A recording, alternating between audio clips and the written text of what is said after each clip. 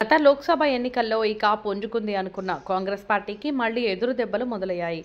అడపాదడపా రాష్ట్రాల్లో ముక్కి ములిగి అధికారం చేపట్టుకుంటూ వస్తున్నారు. మూడో లోక్సభ ఎన్నికలకు కానీ ప్రతిపక్ష హోదా దక్కలేదు. ఇప్పటికైనా పేరు కొంచెం దారిలోకి వస్తుంది అనుకునే టైంకి ఢిల్లీ ప్రజలు కాంగ్రెస్ ఆశల మీద నీళ్లు చల్లారు. కనీసం ఒక్క సీటు కూడా ఇవ్వకుండా కాంగ్రెస్ పార్టీకి మొండి చేయి చూపించారు. దాంతో దాదాపు మూడోసారి కాంగ్రెస్ పార్టీకి 0 సీట్లు వచ్చాయి. అయితే 21/3/2025 వరకు అప్రతిహతంగా 3 పర్యాయాలు ముఖ్యమంత్రి స్థానాన్ని అందుకున్న కాంగ్రెస్ ఇంతలా డీలా పడిపోవడానికి నాయకత్వమే లోపమా అని విశ్లేషకులు చెబుతున్నారు.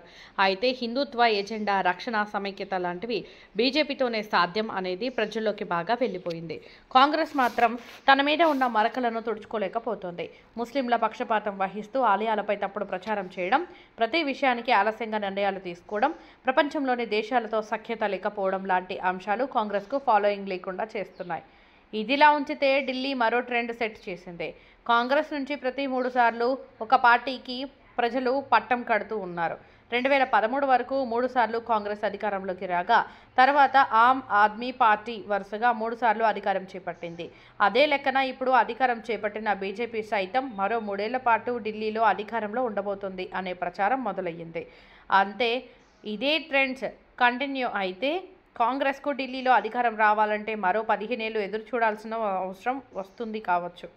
ఏ దేవుడైనా దయ చూపించి వచ్చే పార్లమెంట్ ఎన్నికల్లో గెలిస్తే ఢిల్లీ పీఠం కొంచెం త్వరగా దక్కే అవకాశం ఉంటుంది కావచ్చు. చూడాలి మరి ముందు ఏం జరగబోతుందో.